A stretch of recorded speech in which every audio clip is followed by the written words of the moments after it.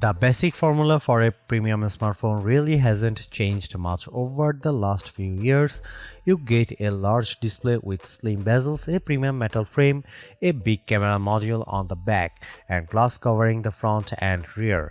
Google isn't breaking away from that formula with the Pixel 11 Pro and Pro XL, but it is adding some interesting hardware upgrades and even bringing back a familiar phone feature with a modern twist. Starting at $1,099 for the Pixel 11 Pro and $1,299 for the Pixel 11 Pro XL, Google's flagship phones are almost identical in size to their predecessors.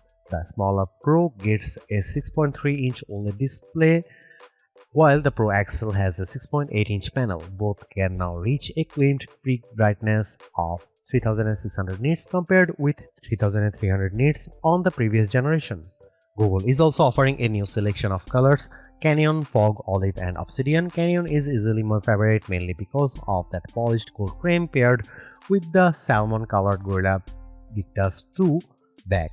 It gives the phone a nice contrast and makes this particular version stand out. That said, don't expect a dramatic visual change. Next to the Pixel 10 Pro, the Pixel 11 Pro looks extremely familiar. The dimensions, shape, and overall design language are basically the same, so anyone saying these phones look almost unchanged wouldn't be wrong. Inside, Google is moving to the new Tensor G6 processor along with a new ISP or image signal processor. Google claims it can improve things like a night side photography by up to 4.5 times. The company is also promising 20% better power efficiency, 25% faster web browsing, and up to 15% faster app loading.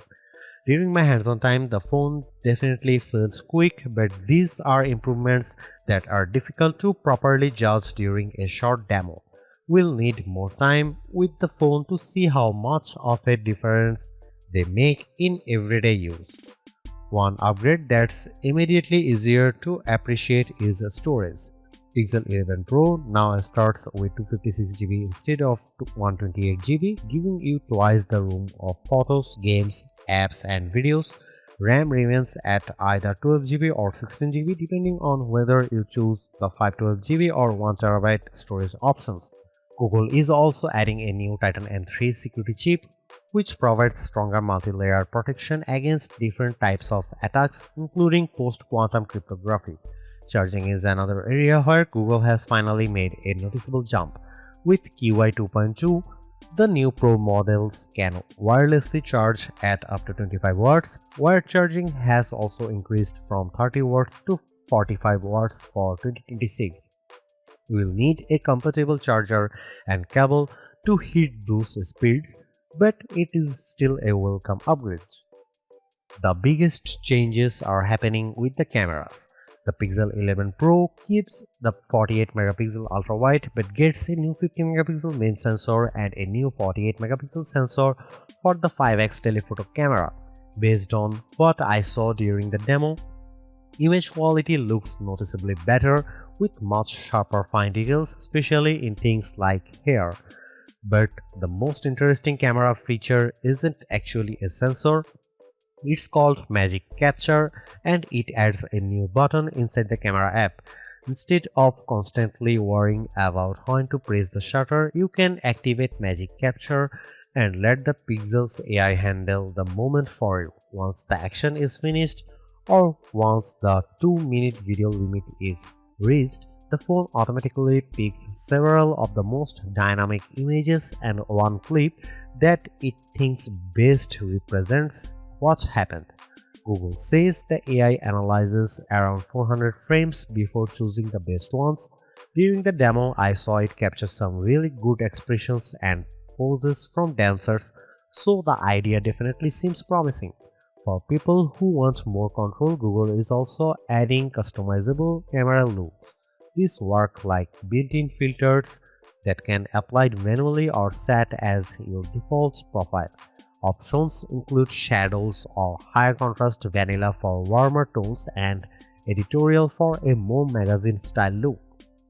Video is getting some attention too, thanks to Google's new Creator Suite. There is a teleprompter that lets you upload a script and automatically follows along as you speak. During my test, it worked really well and kept pace with what I was saying. There is also a new folder system for organizing related footage and a storyboard tool that helps you arrange clips and B-roll into a more cohesive video. Google's Super Zoom is also getting a major boost. The Pixel 11 Pro can now reach up to 120x digital magnification, beating the 100x split zoom found on phones like Samsung Galaxy S26 Ultra. Of course, holding the phone steady at 120x is difficult, but Google's demo showed some impressive results.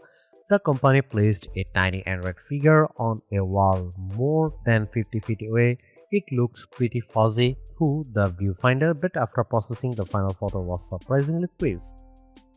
One of the more unusual additions is HiLight, which is basically a modern take on the notification lights found on older phones.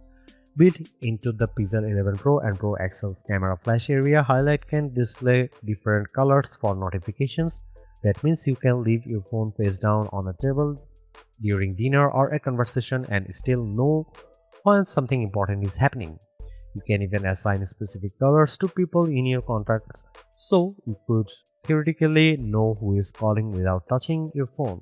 HiLight also indicates when Gemini is listening, giving you a visual confirmation that the AI is active. The problem is that HiLight is fairly limited at launch.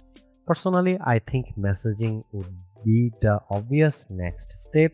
People under 40 don't exactly make traditional phone calls all day, so being able to assign colors to different family members or contacts for incoming messages would make this much more useful. Google says it's looking into expanding HiLight, and I wouldn't be surprised if more functionality arrives later.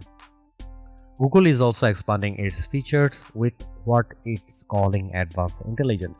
Enhanced live translation can now work across audio and video in real time, while circle to search can be used directly inside the camera app. You can point the camera at something and have AI search for information about it.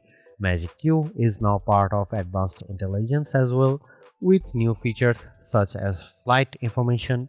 There is also Rambler, which Google previously showed at I/O, designed to remove filler words like and when transcribing speech.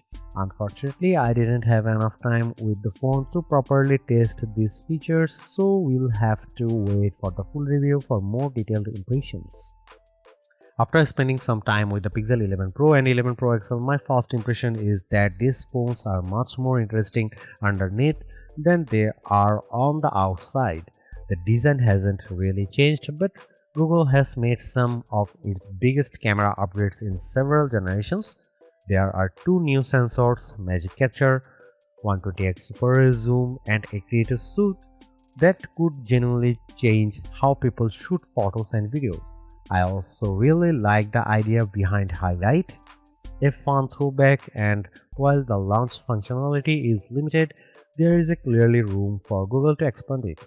When you have practical upgrades like 256 GB of base storage and faster wired and wireless charging, although the starting prices are now $100 higher than before.